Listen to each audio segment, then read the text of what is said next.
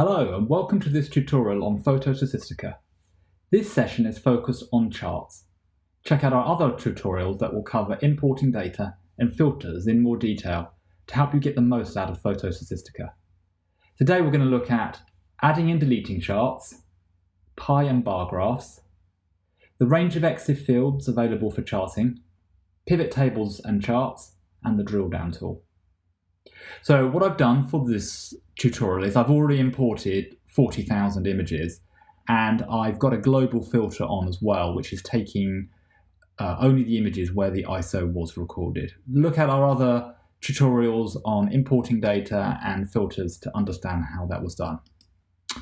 Whenever you import data to a brand new PhotoStatistica database, it will draw this chart by default. It's a donut chart and it's showing you the ISO values for the photographs grouped up to give something relatively good to view straight out of the box. We'll look at how we're going to change this chart and we can add new ones to meet your needs. First of all, how do we add new charts? So if you come up to the plus button just here on this tab bar, you will see it offers you the range of 7 different chart types that the package offers. So let me just say horizontal bar chart, and that creates a new tab with a horizontal bar chart. Again, defaulting in to ISO grouped. We'll come back to changing that in a minute. You can add as many as you want. So let me add a pivot table and so on and so forth. You can move between the tabs just by clicking on which one you want to view. And then, of course, you can delete just by clicking the cross. As simple as that. These are saved away with the PhotoStatistica database, so when you come back at any time, they're there for you to run again. Let's now look then at pie and bar graphs. I've put these together because both these types of chart are looking at graphing one EXIF field and just showing the data graphically in a slightly different way, which can suit the type of field you're looking at. So let's have a look at the right here at the different chart controls. So you have a title which you can change to be something more meaningful for your work. I'll call this demo chart. The style, which we've been through, you can at any point you can change the style on this chart if you want to move something else. And then you've got the EXIF field that's being graphed. We'll come back to that in a minute. Following that, there'll be a range of formatting options that will vary depending on the chart type.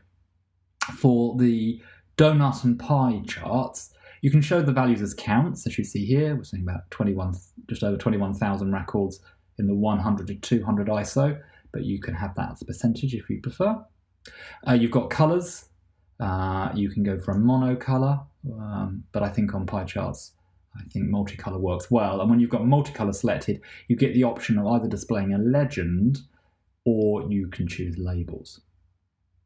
Now you can see in this particular case, and this is quite common, the pie chart is always ordered from the largest segments of the pie to the smallest. And as you get round to the end, you sometimes get lots of small little segments which can be hard to read and distracting from what you're seeing.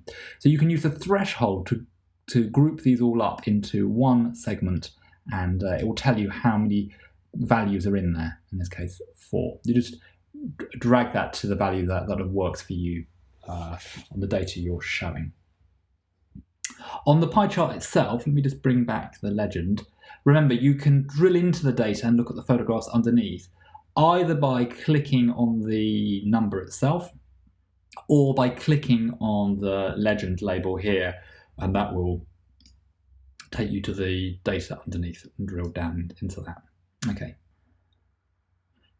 Donut and pie charts are very similar. It's just really a different drawing style, whether you prefer to have the donut or the whole thing filled in, very much just your style. And then for all charts, don't forget you can export the chart as a PNG graphic here, or you can export the results as a CSV file.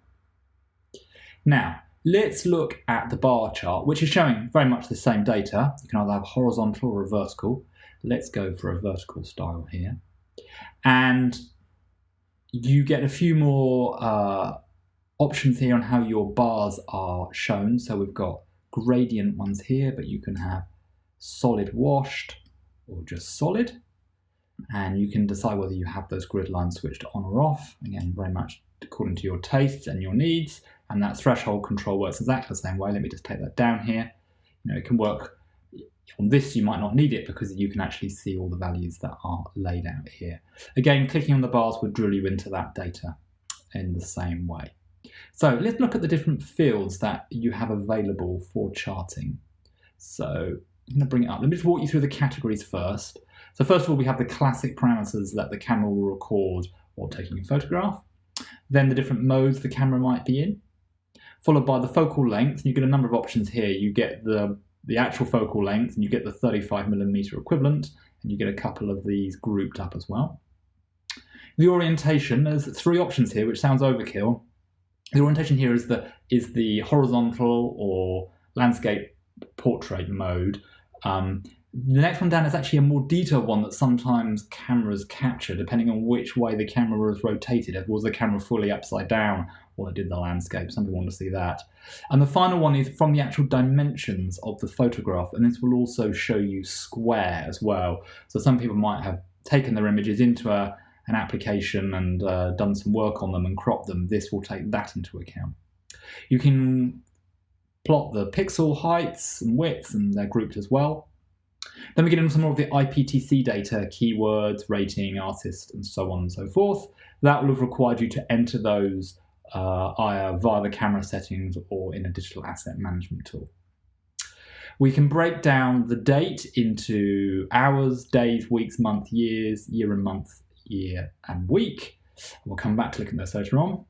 Then we look at some of the data that the camera records about which make of camera and model and lens and firmware version was used.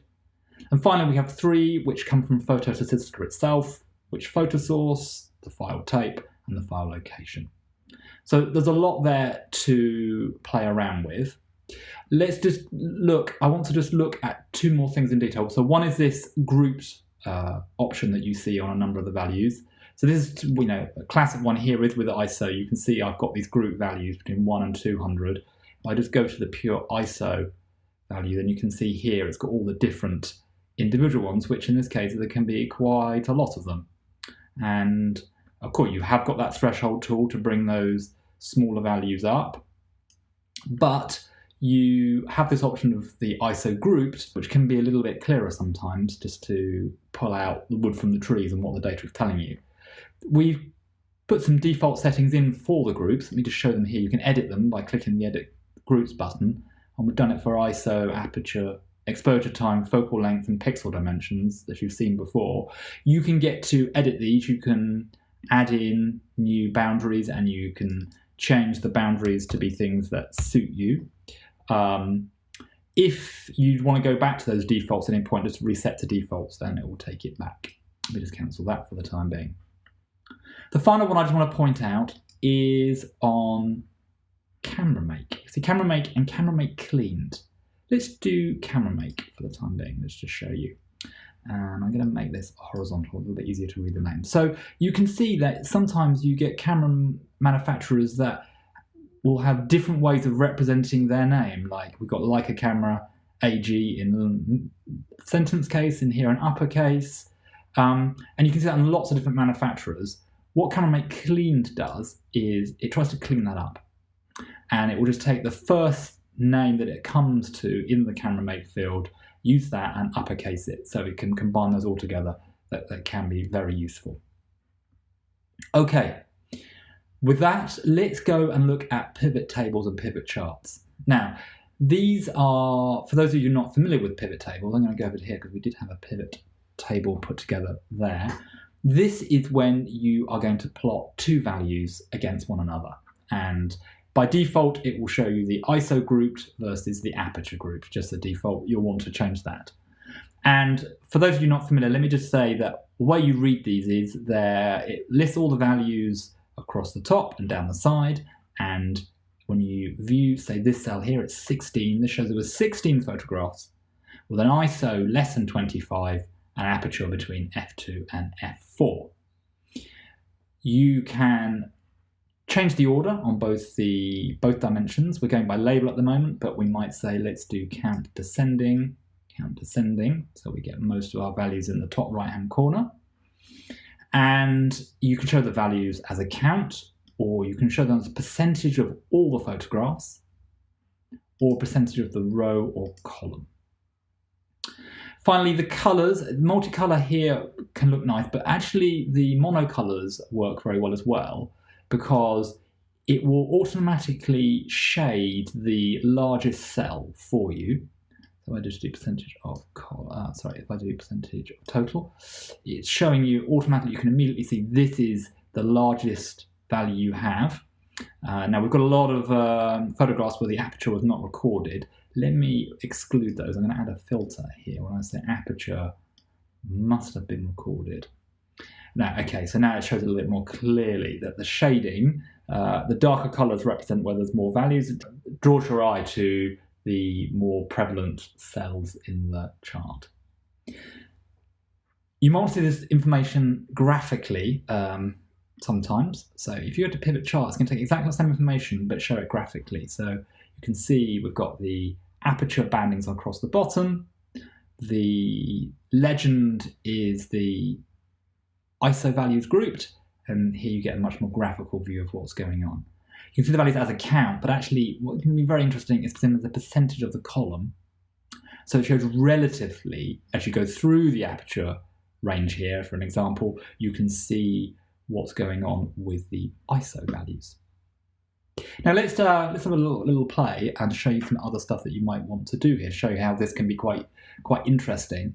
Rather than aperture values, what I'm going to do is I'm going to select the year here. And you can see as we go through the years, so like now I'm going to take the years, what probably makes sense in the years, is to order them by label ascending to make it a little bit more sense as we go through here. So actually in these years I wasn't doing much photography, so these are probably being skewed a lot by very few results. So I'm going to add another condition, which I want the year to be greater than 2010. Okay, so as we come through here, you can see that I started to use a lot more mid-range ISO values in 2020, much more, when in the earlier years I was using much lower values as well. And I want to understand why in 2016 was I doing a lot of low value ISO stuff. And as I move up into 2020, is there indication that perhaps getting a camera with higher ISO capability would make sense for me as I've changed my style of photography or some of the subjects I was doing. Of course, every situation is very different for you, and you need to sort of understand what the data is telling you. But I think that gives you sort of quite a good example of how you can start to use this data to understand your photographic technique and what tools make sense for you as well. Okay, let's move on to the final type of chart, which is a bit different. It's more of an explorer. It's called a drill down. Let's click this. So the easiest way to show this tool is probably to just demonstrate it, and I think you'll pick up the concept quite quickly. First thing I should do is add a drill down property. So we come to the right here, and we can select from all those EXIF properties we've had before. So I'm actually going to start with year. So you'll see it's showing all the years and the counts by the side. Okay, not so interesting. Let's add another drill down. I'm now going to put the month in. And you'll see now when I've got more than one property on the right, I now get a little disclosure triangle here, and I can open these up. So if I open up 2017, then you'll see in here it's showing all the months, and I'm drilling in. What we've got here is organize your photographs into virtual folders, if you like, and it's the EXIF property that are driving those dynamic folders. So you can add as many dimensions as you want. Let me just maybe add, for example, country. And now I can drill down further, so I'm 2011 and maybe going to September. And you can see there's a few trips to France and Sri Lanka, and you can drill in then to the images underneath.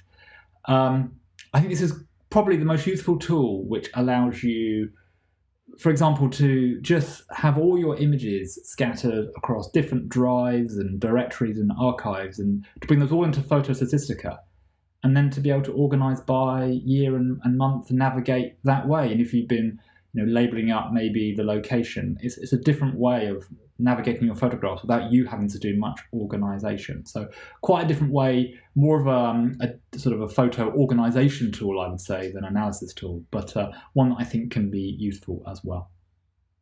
Well, I hope that's given you a good overview of the different charts and sprung some ideas in your mind of how you can go about and use them. If you have any comments or feedback, please let us know. We also really enjoy hearing how you're using PhotoStatistica and the imaginative ways people have put it to use. So drop us a line, we'd love to hear that. So all that leaves me to say is, we hope you enjoy your photography.